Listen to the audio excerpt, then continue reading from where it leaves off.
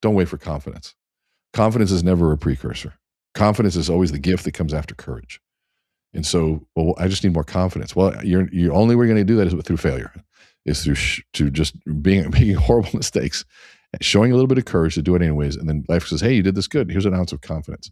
And so when you're thinking about that action, you're actually rewriting, in essence, your memory. You're rewriting your identity, and even in essence your behavior, and it's all being locked in. And so you're not changing it directly. You're subconscious. You're in essence changing identity statements, the actions that you're taking, with the things that you repeat, the attached emotions to new experiences. You're interrupting these old patterns. You're surrounding yourself around the right people, the right things. And so that would be the long answer to the deep question.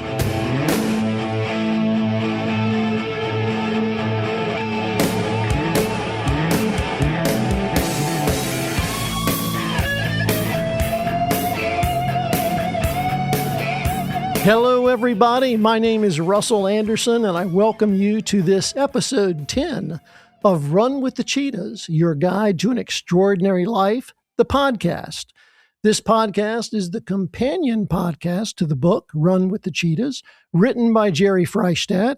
And we do these conversations every couple of weeks. We're trying to help you figure out how to grow and get better and do the things that you need to do to be all you can be. The author joins me every week, and I'm going to bring him in here right now. Jerry, come on in here and say hello. Hey guys, how's everybody doing? Got a very, very special guest coming on for today. I'm smiling ear to ear. I can't wait. I can't wait till this thing gets going. Okay. But Jerry, we're actually going to be talking about the subconscious today.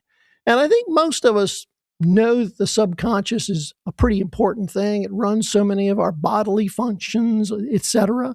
But I don't think people understand that our subconscious also affects the decisions that we're making every day. It's not just a completely in the background. It gets in there and gets in the way of some of our rational thinking. You've got a pretty good comment on this to get us started here. Why don't you give us that? Well, the reality of it is we have about in the range of around 80,000 subconscious thoughts a day. And when you have that many subconscious thoughts, that translates into essentially about 90% of your decisions are predetermined by how your subconscious mind was previously programmed. So if you're not satisfied with the decisions you're making, the direction your life's going, and things that are going on, we're going to discuss today how to dig in there and make those changes in the subconscious mind. And Jerry, thank goodness we have some help on this today, okay? Thank goodness we have some help. We have got a very, very special guest with us, and I know we're both excited about this. We've got Rene Rodriguez with us. And Jerry, I'll let you talk about how you met Rene first, and then I'll give people a little background on him. When I wrote my book, I knew that it was kind of going to lead into, I'm going to have to do some, public speaking, might be on some stages, things along those lines.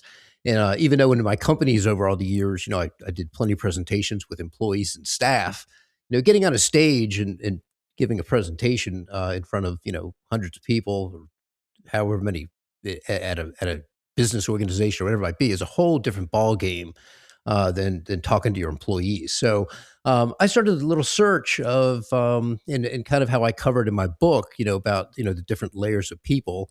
I was looking for the alpha lion to learn from. And I've been through enough of failures with the wrong people to know that I wanted to cut that learning curve down. So I go to a lot of events. I just started asking around, and this one name just kept coming up. Rene Rodriguez. You guys got to check out his program. It's incredible. And then the final, thing that happened is I was down with Coach Michael Burt down in the Greatness Factory in Nashville, Tennessee. And I was talking to him about it. And he said, Jerry, Rene Rodriguez is the best at teaching what is in I got his book here, Amplify Your Influence. Nice. Right? Nice. And I signed up for his course, of course, like anybody, even though I've, been around the block a time or two, you're very nervous when you go to something like that. And I'm with 10 other people I'd never met before.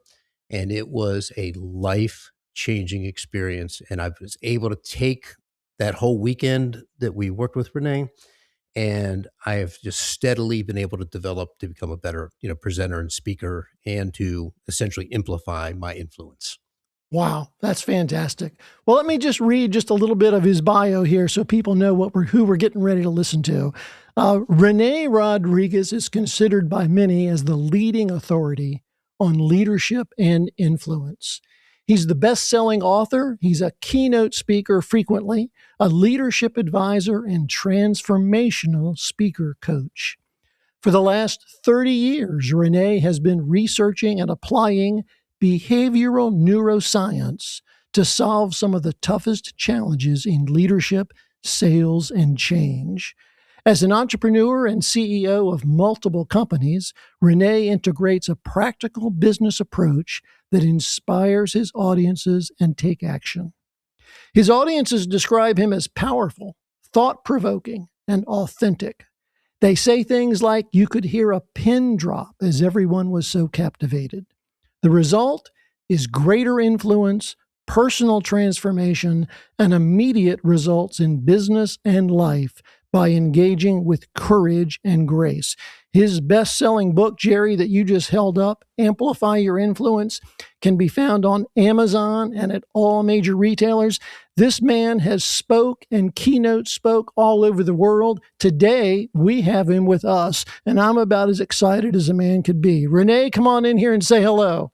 Well, guys, I should have you guys do all my intros. This is very special. I appreciate it. Thank you. Well, Renee, listen, what a treat. What a treat to have you. You and I have never met, but I did spend some time on your website and your socials. I've listened to a couple of the podcasts and just can't wait to get you in here today and start talking about this. Now, I'll say I have spent a good bit of time doing some research on today's topic, subconscious. I've gone back to my grade school days when we learned about the autonomous nervous system. Your subconscious is dealing with your digestion and your heart rate and your blood pressure. But what I didn't really understand is that subconscious jumps in there into your active considerations as well. And it can be a problem. It can be a problem. And that's what we're going to talk about today. We're going to be talking about how the subconscious affects your personal bias. And, I know you've got a lot to say about this, and we'd love to hear you get started with us. Well, what a fun topic, because I think we're all inherently interested in why we do what we do, why we choose certain things, why we choose political parties, why we choose certain mates, why some people perform better than others, why some people just seem to have an easier life, why some people have a more difficult life, why some have depression and anxiety, the list goes on.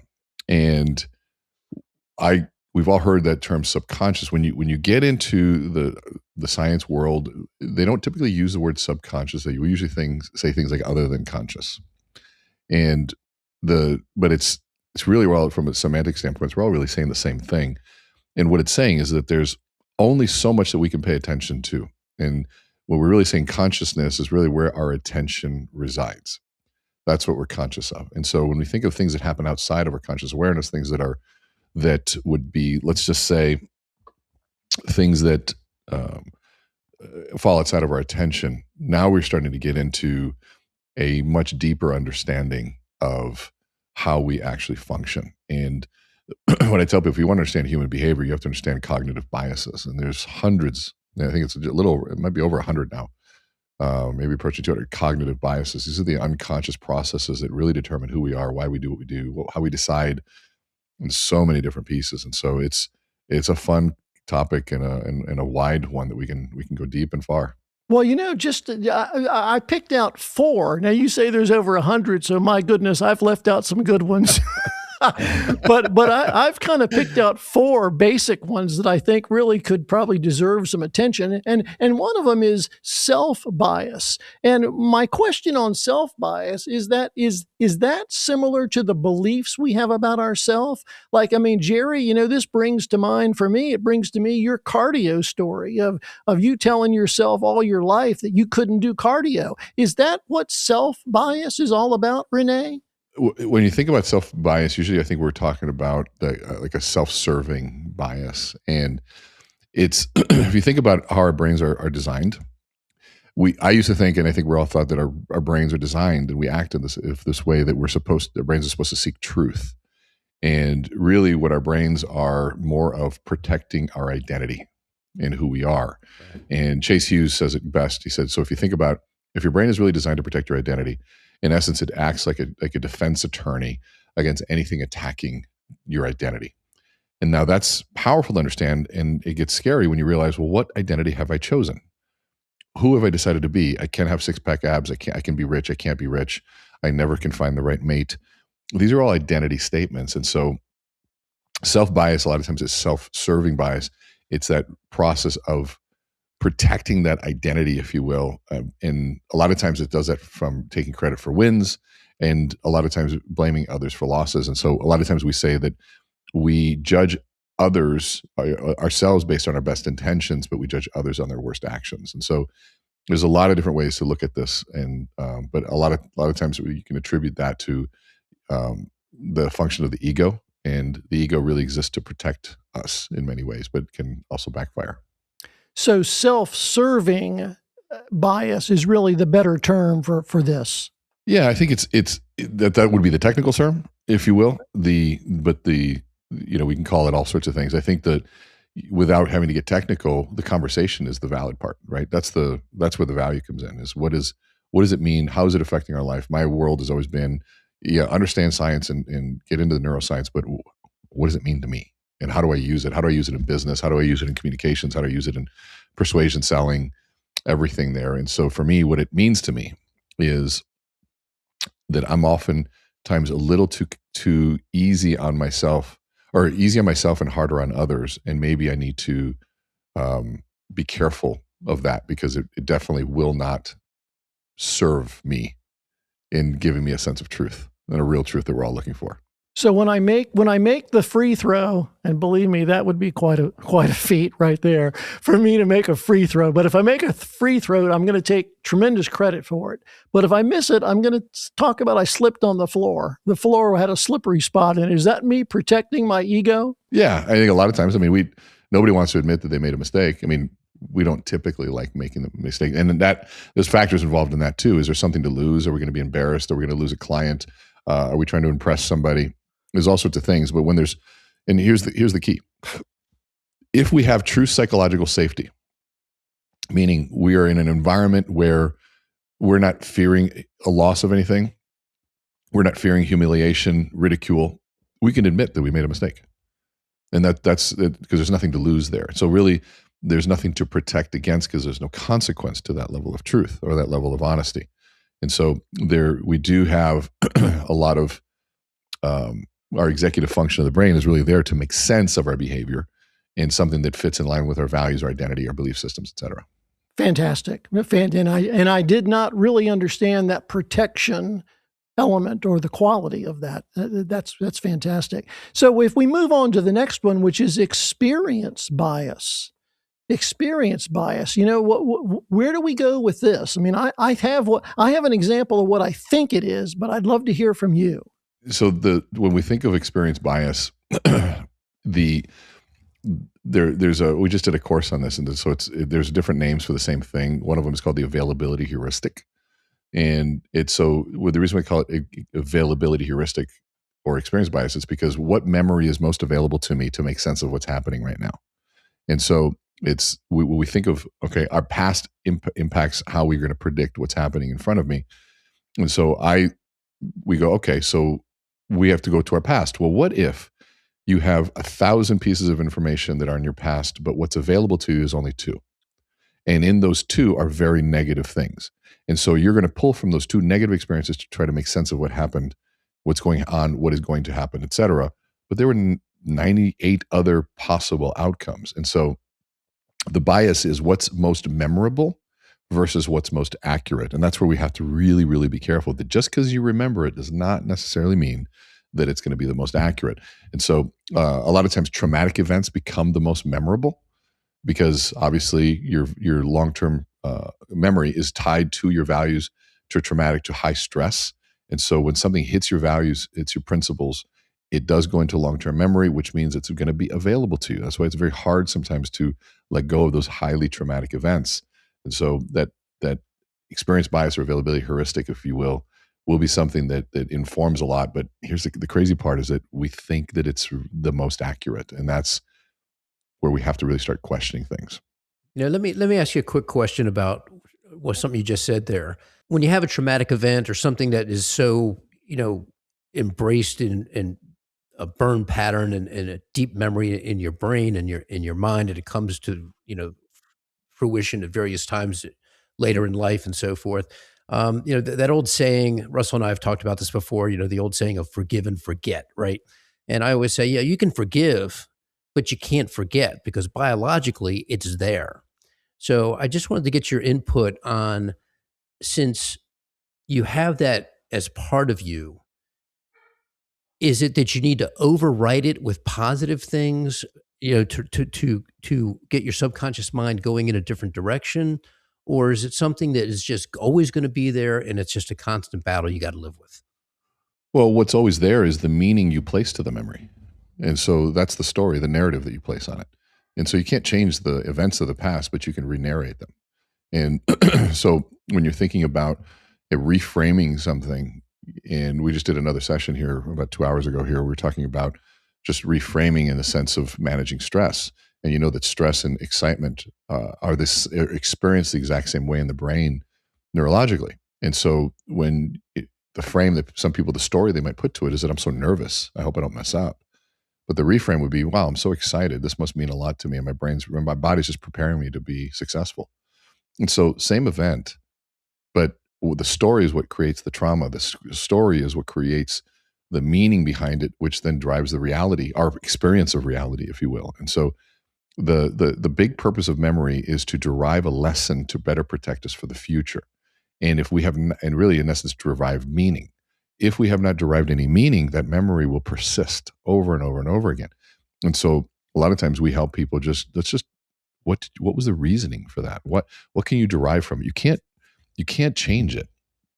There's no value in deriving negative meaning, but what might be the beautiful thing that came out of this death or this event that happened? Well, it taught me X, Y, and Z, and it made me a better father. Well, I never had a father, so now I'm actually a good father because I know what it's like not to have one, those types of things. And so that's where we get into the understanding and driving the meaning behind things, which will then help us have a different experience of it, if you will. And so I wouldn't say the memory is the bad thing. It's what it triggers within you and the meaning that you associate to it.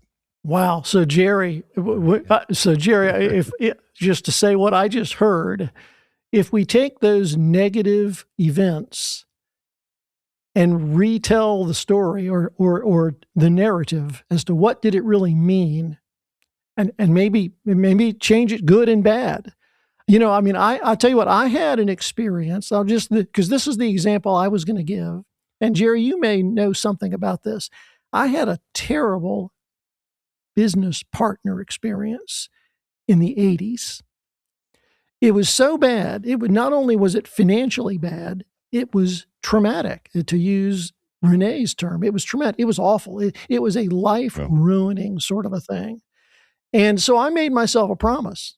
That I have carried with me forever. I said, I will never do another partnership in business. I'll never do another one. Okay. Now I got to tell you something.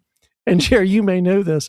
That has probably cost me millions of dollars because I've had some amazing opportunities to do business with the people. And I've just flat out said, no, I don't do that. So, there is a terrible experience that I've carried with me and probably need to change the story a little bit, change that meaning a little bit. Yeah. Wow. It is one of those things that our past does inform our current, and it's there for a very important reason. Because, if you remember, you turn left and then take a right, and there's a dark area, but there's a cliff there, and you fell there one time. Well, you're going to remember that, and that's actually a survival mechanism. And so it serves its intent is to be a good purpose. But when you're in business and you realize, well, we've tried that strategy before, it didn't work. Well, there's a lot of different variables on every kind of strategy. If you're thinking about, in relationships, when my last partner used to do X, Y, and Z, and when someone gets stressed, they're probably going to do the same thing. Or even in leadership, well, we've always done it this way, right? And that's what we remember. There's so many different things, but at the end of the day, all of those require change. And your whole body, everything about you is designed to really resist change again. And that's and for the purposes of protection. At the end of the day, we're trying to protect ourselves, which is why psychological safety is so critical. I mean, I'm going to go backwards just for a moment. So this is science. This is a defense mechanism. Well, defense and protection in some ways are different, right? Okay. Like if I'm defensive, it's because I don't want to admit something because I'm going to risk something. And so I'm going to protect whether some people say their inner child, their ego, whatever it is they're trying to protect. Maybe they protect their reputation, which at the end of the day, defense mechanism, protection, they're very similar in how they function. But I think people think, well, you're being defensive. And then it's like they attack the fact that they're being defensive versus saying, I wonder where they feel threatened. And when you can have the emotional intelligence enough to not react to the defensiveness and to say, okay, where do they feel threatened? That starts a completely different conversation. Now, the hard part is you can't say, well, where do you feel threatened? And Yeah. defensive to say, I don't feel threatened. Right. No, that would be another further admission of that. And so instead saying there's questions that you can do to create safety and to create a sense of comfort so the person can have a much more honest conversation. But you have to think context, history. Has there been a history of lack of trust? Are you dealing with factors that are way beyond your control? What can you affect? And, sometimes I say, sometimes I'll say something along the lines of, well, obviously something I have done has offended you and it was not my intention. So I want to say, I'm sorry. I would love to know what is it that I've done here that has caused this reaction? And so you get the de-escalation of that nervous system to be able to feel safe enough to do that. And a lot of times it's, but again, it's a slippery slope because the other person has to be willing to play too. Yeah. Yeah. I would say that's a tough combination, actually. The real strategy is to preempt it before it happens. And so we talk a lot about predict, preempt, prevent, the 3 Ps. If I can predict that they might get defensive or protective around something like this, or I can predict that this might be a threat, what can I do to preempt that in order to prevent it? And so and this happens in so many different areas. If I'm speaking at an event and it's an event of maybe another coach or another speaker or somebody else like me, and they're trying to sell a product and they're deciding of whether I'm going to be on stage. I said, well, here, let me tell you something. Before we even get started, one, I understand the cost and the stress and the investment it takes to put on an event. And the worst thing anybody can do is come on your stage and sell their products or services to your clients. And so I want to let you know that I understand that. There will be no pitches, no ways to get a hold of me. In fact, all the things that they want from me, my PowerPoints, they're going to have to go through you because this is your event. And so just want to let you know that I do understand that dynamic. And I can't tell you how many people have been like, you know what, Renee, you're one of the first people to actually get that. Thank you. I appreciate that. Yeah. And that has gotten me, just that understanding has gotten me on the #1 business stage in the country with the biggest speakers on the planet, from David Goggins to the Shark Tank folks to Gary Vee, you name it. They're all on the same stage. And it was my ability, obviously I had to be a good enough speaker, but my ability to understand my role created safety for them, knowing that they didn't have to deal with another coach trying to pitch their products to their audience. I love that. I mean, I just love that. That's fantastic. Wow. Hey, let's move on to, here's a touchy one. Let's move on to people bias. People bias. Is that the same as profiling or prejudging? Yeah, when I think about these things, I think you're talking about fundamental attribution error, which would be, in essence, the very similar to what we talked about, where we're attributing judgment to people's character based on what we know about them. And so it's very similar to your experience bias. And I think they're kind of, they're late, they must be irresponsible, to I'm late, I was in terrible traffic. And, so we make errors in the fundamental attribution for reason of certain behaviors. And we're kinder to ourselves than we are to others in a form of protection of ourselves. So I'd say both of those are very, very similar. And again, just different applications of how they function. So we're not really talking about prejudging people here by their appearance. I mean, yeah. I think that there's all sorts of things that go that people who dress that way must be this way. Right. It's whatever visual, whatever cue, whether it's auditory, experiential, whether it's visual. People with tattoos must be this. People that are bald must be awesome. Whatever it is, there's a fundamental attribution error that can happen there. And But again, the reason we have it is to protect ourselves. And last time I saw somebody dressed in that uniform, they took my family and they shot my children, right? So that uniform immediately will trigger this. Last time I saw somebody who was of this skin color, they did this and they did that. The next time I saw a woman doing this, they were this way. And next time I saw somebody who was white and wore a cowboy hat, they must have done this. I mean, there's so many things that can trigger these responses. And again, it's the purpose of it is very well intended, but in a modern world, it's something we have to be really careful with, because I can't tell you how many times I was wrong. I'll give you an example. I was doing a training. We've had over 250,000 people go through our trainings, and I'm talking about small groups at a time live. And I had somebody come in. He was a big white beard. He had this big dude, probably 6'4", shirt with a Confederate flag as big as you could possibly screen print onto a shirt. On the back, it said "Smart Ass White Boy." Now, immediately, I went back to my past. I've got a guitar back over here that was my mother's, who was a former nun and used to use music to try to empower poor communities, to try to empower migrant labor to get out into a better life.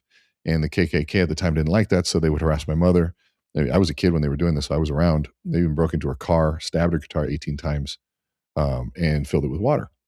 And so when I see anything that remotely resembles racism, I immediately go back to they must be a certain way. Well, by 5-6 hours into our session, this guy was probably one of the most loving, kind, embracing every single person from race, gender, skin color, you name it, in the room, and everybody loved him. And I was thinking to myself, I'm like, wow, like I was convinced that this person was a certain way. And it must just be that maybe he doesn't understand what that symbolism means to certain people. And there's always a story, whether I like it or not, whether I want to believe it or not, there's always a story. And I think that it is lazy for us to make judgments before we hear the story. Light travels faster than sound. So judgment is much easier than truly understanding somebody and who they are. And so we have to be really careful of how this one works.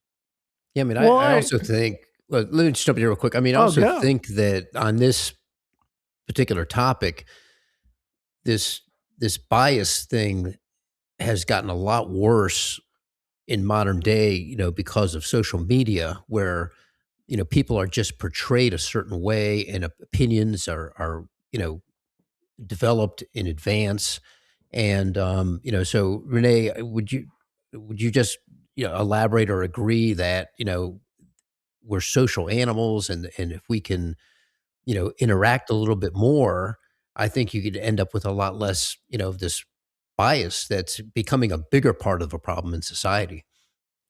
We won't do away with the biases, but what's happening, in my opinion, is that people are becoming much more aware that they exist and how to manipulate them.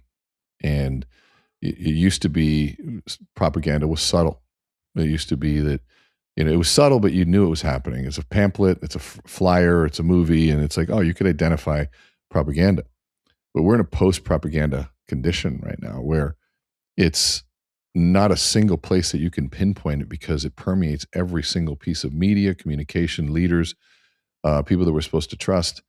It's happening everywhere. So, you look at how many lies have been told to us by the media, by the government, and, without trying to trigger any of that, it's not even my opinion that they've been lying. It's now come out. They've been lying, and they do it to protect us. And they're lying right now about the Epstein file, saying if we arrest them, society as we know it is going to collapse. And it's like right in our face. Right. And so the abuse of those things got to be so blatant, which is why we don't trust the media. We say it, we know it, we can't pinpoint exactly why, but now we know why.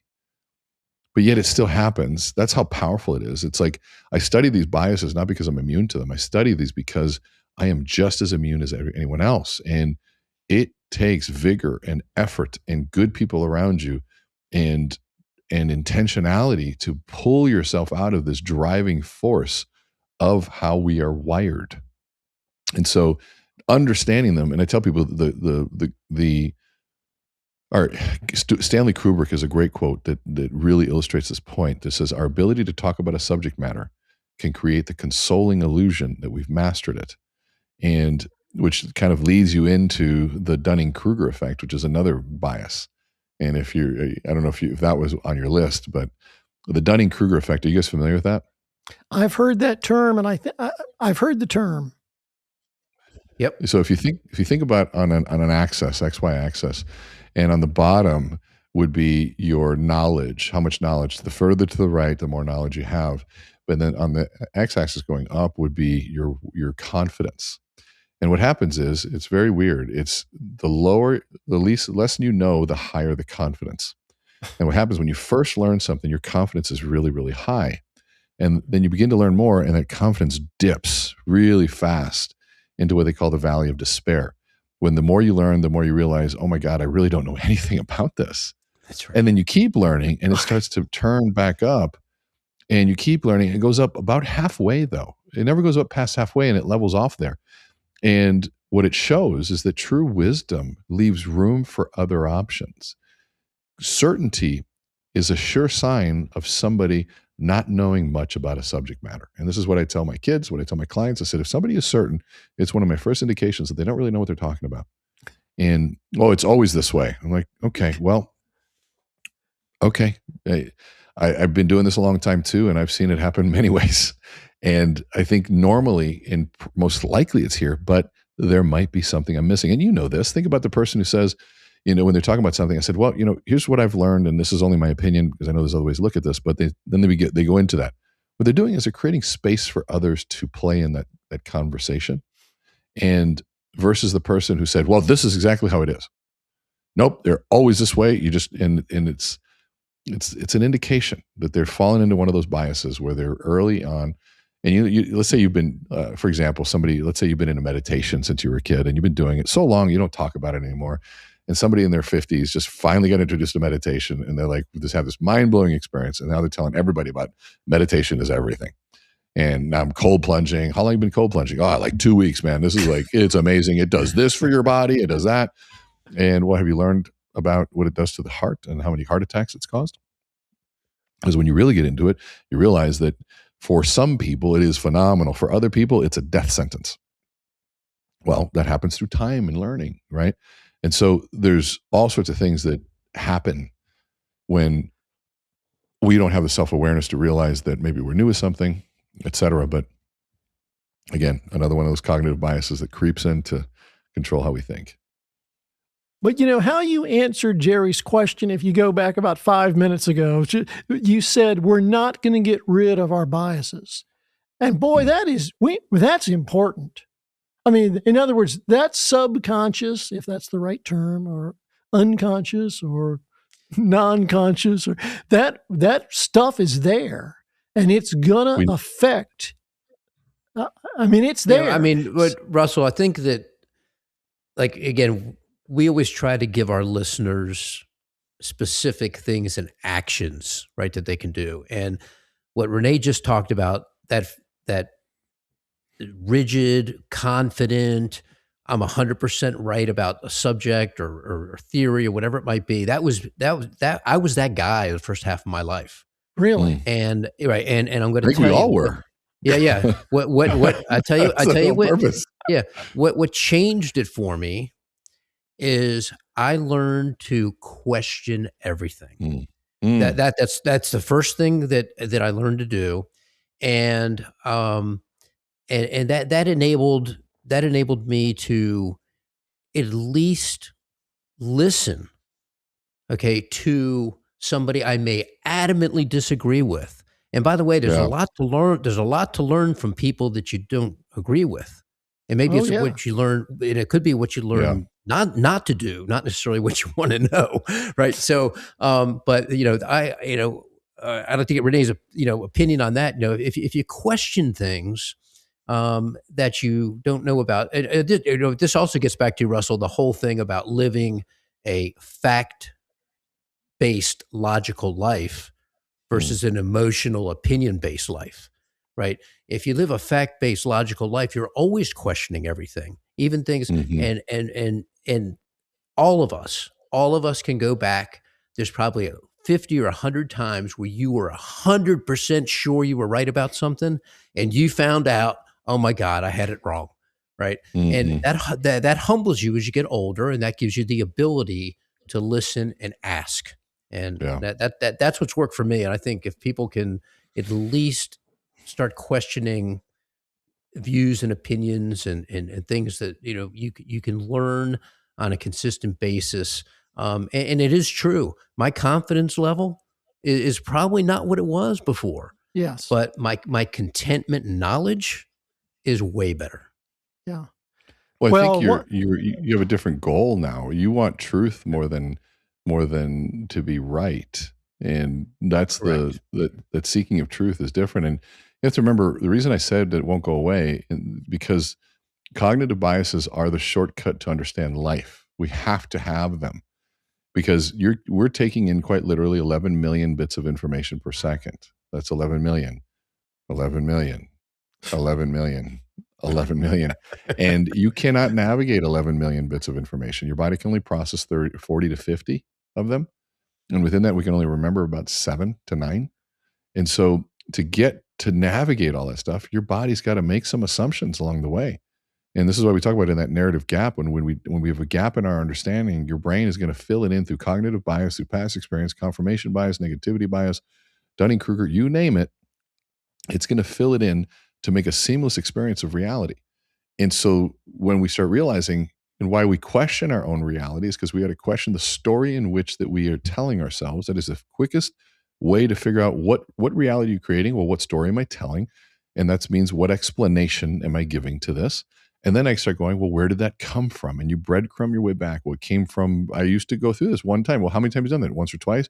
Wonderful. Do you think there might be other things out there that are bigger than just once or twice? And then once you just know that, you can say, well, this is what I'm assuming is right now, but I'm open to other ideas. I would love to hear something else. I've studied this pretty heavily, but I've also known that I know this enough to know that I could be wrong about some of these things. So talk to me. And now this collaborative experience comes in. And, Andrew Bustamante, who's a former CIA spy, says that his number one CIA trick is to move away from perception and into perspective. Because if everyone operates out of their perception, the only perception that I can operate from is my own. And if I know that there are multiple perceptions in the world or other perspectives, then there is no tactical advantage to operating from my perception. I have to move into perspective and understand the other perspectives, even if they're against what I believe, think, and identify with. And so now I've got a tactical advantage because I know how everybody else in this is thinking, and I have a better view of the problem, situation, opportunity, et cetera, so that I can make better decisions to get better outcomes. And so those biases kind of pull us in, and our bodies always pull us into our own perception and our own view of the world. So we have to fight not only biologically, but neurologically to get out of that function to be able to get a better view of what's happening in the planet, the world, my reality, whatever you want to call it. Whoa, tough stuff. I think some of what you just covered actually touches on and hits the fourth bias that I was going to talk about, which is confirmation bias. And, this is one, I just can't stand this. It's when people are just seeking information that supports what they already believe, not being open to new perspective. What a great word that was. Yeah. And we see this all the time. We see it. Yeah. That's why when people go to seek advice, they're seeking what they want to hear, not what they need to hear. And they're generally going to ask somebody who that trusts them, and there's a back and forth. It's almost like a friend or a family member or something like that. And generally, those are the worst people to seek advice from because they're all in protection mode, right? They don't want to see anything bad happen to you. So, you gotta escape that, and understand that, seeking advice on a topic or an issue, just because somebody has experience in one area certainly doesn't mean they're an expert in another area. So yes. I think that's something that what you just said was the fundamental attribution error. Just because they're expert in one does not mean they're an expert in another. See how these all things they overlap, which is what makes it fun. Wow. If you think about the confirmation bias, and it's like our brains are pattern recognition machines, and the scary part about confirmation bias is when we feel self-righteous in it. I get in an argument about politics with somebody about it. So-and-so is a bad person. They go, really? Are you sure? And I start going to Google to find all the negative things about this person. And then I find some things that might be good and what they did. And I just say, that's not what I'm looking for. Right. Exactly. And I'm going, you see what I'm talking about? This guy is exactly. X, Y, and Z. But I'm driven by this self-righteous, probably would be called some principles-based exoneration, if you will, of I feel exonerated from this based on my principles of truth and justice, and I'm going to ignore all these other things that are happening so that I can prove myself right. Now, you might be right, or you might have fallen into all sorts of other things that are happening. And so, like, really the true solution here is to be forever curious and open. And there's and I think the solutions to these things are found in philosophy, which is wild. There's a book that I have over on the shelf. It's an autobiography of a yogi. I read it at 18. And in there, one of the first stories it shared was that it said that the student was trying to confuse the master with asking tough philosophical questions. And the master quietly responded by saying, my child, the truth is afraid of no questions. And it's like, oh, man. Oh, that's great. If I truly am a seeker of truth, then I should be not scared of any question. And if I'm scared of a question, then I must not be seeking truth. I must be seeking confirmation. And if you apply that same principle to the media, to politics, if success requires the suppression of some information, Chase Hughes would call that a psyop. And he's the expert in that arena. And so maybe there's a psyop that I'm doing on myself. We engage in psyops on the people around us, making sure that they believe what we believe because what we believe is right. What we believe is the best thing for the world. And so now there's a moral frame that we're trying to put on this and moral justification to our psychological manipulation of those around us, instead of just letting truth happen. And as I say this, I can think of 30 times that I've done this. And I'm going, man, am I doing a psyop here? I mean, it is one of those things that you have to constantly question yourself. You have to constantly reflect. You have to engage in honest contemplation, to sit in front of a mirror and look, am I doing the right thing? Am I a good person? Was I good today? No different than I think somebody asked themselves every night after they supposedly created this earth. Was it good? Did I do good? Contemplation. One of the highest forms of prayer there is. And if he did good, he slept well. And I think if we can ask that of ourselves, did I do good today? Was I good? Then maybe we'll sleep a little bit better. Yep.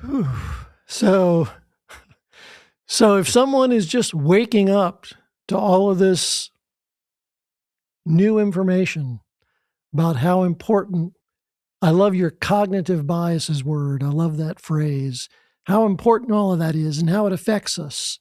I think you just gave us the answers as to what you're supposed to do with it. But if you could repeat just a couple of here, I'm waking up like me. I'm waking up to this right now. I'm hearing you and understanding how it's affecting everything I'm doing. How do I get, what do I do tomorrow? Yeah, there's a general lack of awareness that people have. So if you're watching this podcast and you're learning and hearing this for the first time, this is the perfect example. Be open to listening and the advice and the information that you're getting, because most of the people that are biased in however, in 30, 40 years of how you were raised, your environment, everything that you were around, it's hard, very hard to go, wait a second, maybe this isn't, the life for me, or maybe this isn't, the path that I was supposed to go down. So, I just think that most people in a lot of the discussions I've had and people I've met and tried to help, it starts with awareness. They're not even aware of their biases, or that they even have biases. So that's Jerry, listen to this. I mean, that's so perfect. Here's the note I made. Here's the note I made for the end of this. I said, bias doesn't make you wrong. It makes you unaware. And awareness is where real performance begins. So you're right. It's our old friend self-awareness. It's our old friend self-awareness. Well, you can't get away from it, can you? My goodness. Jerry, do you have any questions? Chapter 2 in my book. Is that right? Mm-hmm. Number one skill in leadership. Wow. All right. I have not read it, but it'll be in my hands tomorrow. My goodness. Yeah. Awesome. Jerry, do you have any questions for this? First off, thank you, sir. Thank you so very much. Amazing stuff. Jerry, do you have any questions for Renee?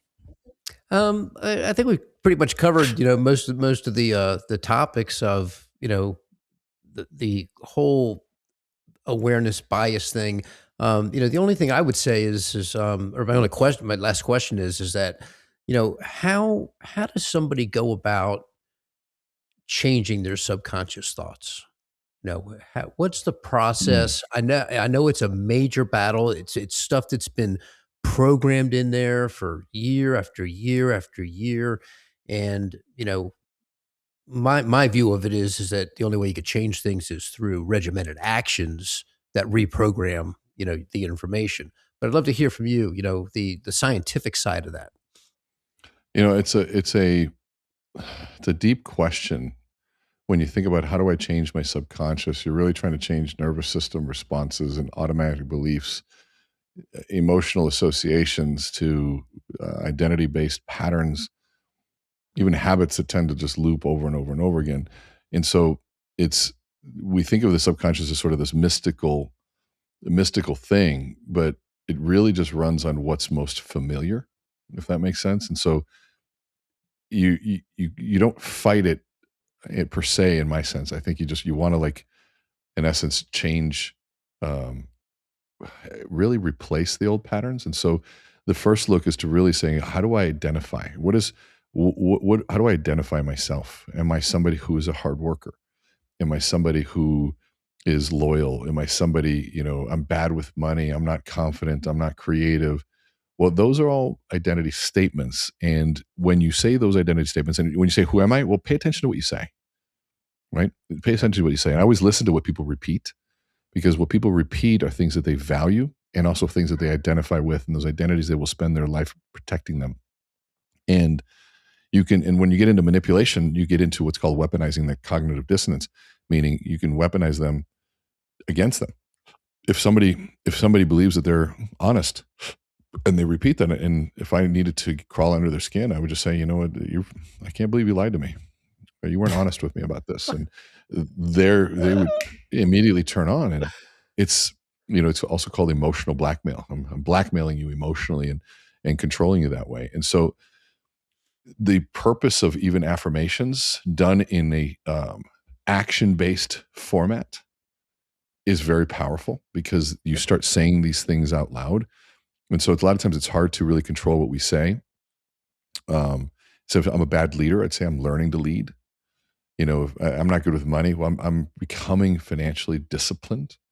And so I don't speak real clearly versus, I've come to learn how to speak more clearly over the last few months. And so if you think about the identity in motion, identity in words and thoughts, it's powerful. And so then, of course, then you have to engage in repetition of that emotion. So when you repeat emotion, repeat the identity, it's in essence, repetition of emotion equals installation is another way of thinking about it. Love it. So you're trying to install a new operating system. And so to me, I think writing down your identity statement is going to be a powerful thing. And then attaching that emotion to that identity statement. And once you've written it down, you've attached the emotion, how do you visualize what it looks like? What do you visualize life if you don't do it? Because you got to have that stick, the carrot and the stick are both motivators. But what does life look like? And be vivid about what it looks like, the failure and the things that you believe. Jim Rohn was great. He said, what if you brought off on the wrong plan?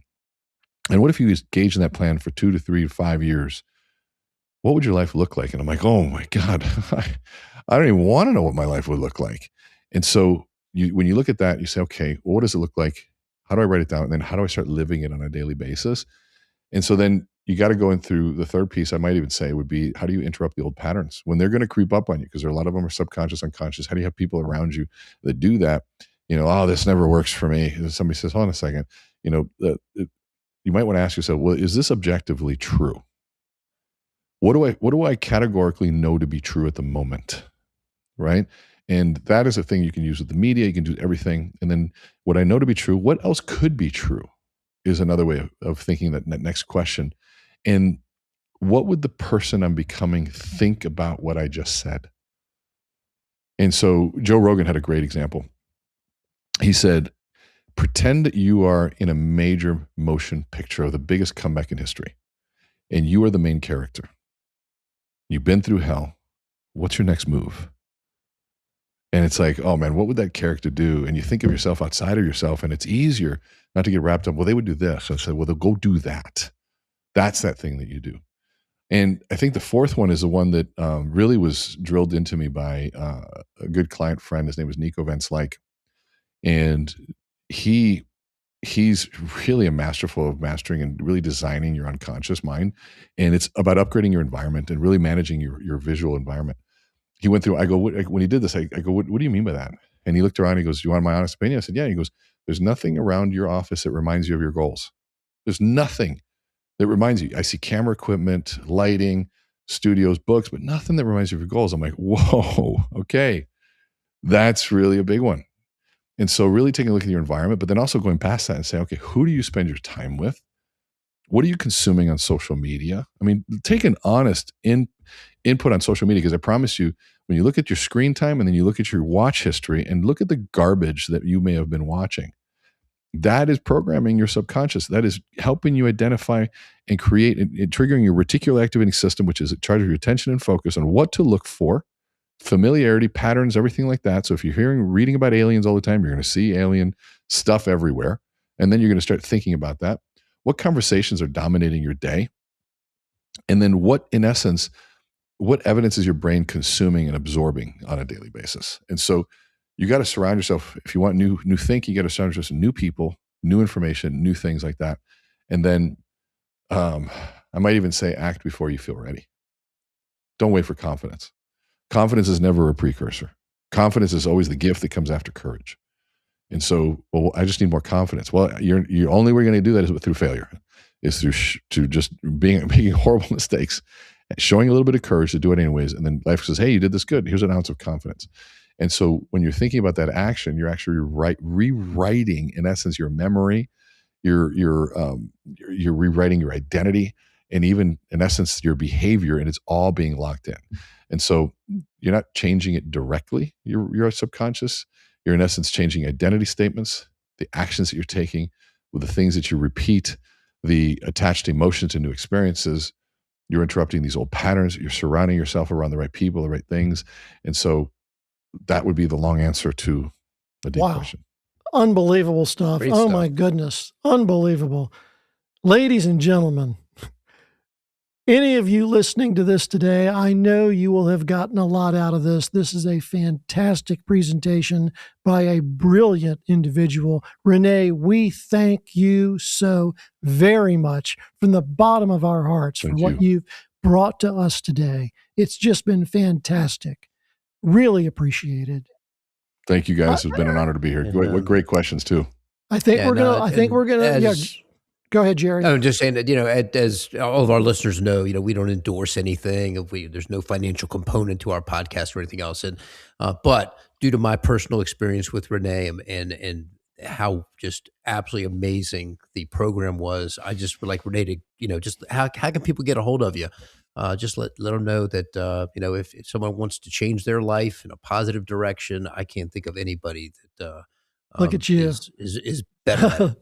Look at you. I love it. There you go. I'm going to put all your socials in the show notes. I'm going to put links to your website. I'll take care of you real good in the show notes for people because it's just been a fantastic experience. I'm very, very grateful for your participation. Thank you so much. Well, you guys asked some great questions, and it was fun. It was fun to dig a little deeper on this one, so it was good. Really appreciate it. And please say thank you to your assistant Jenny too. She was wonderful to work with in setting all this up. She was very, very, very helpful.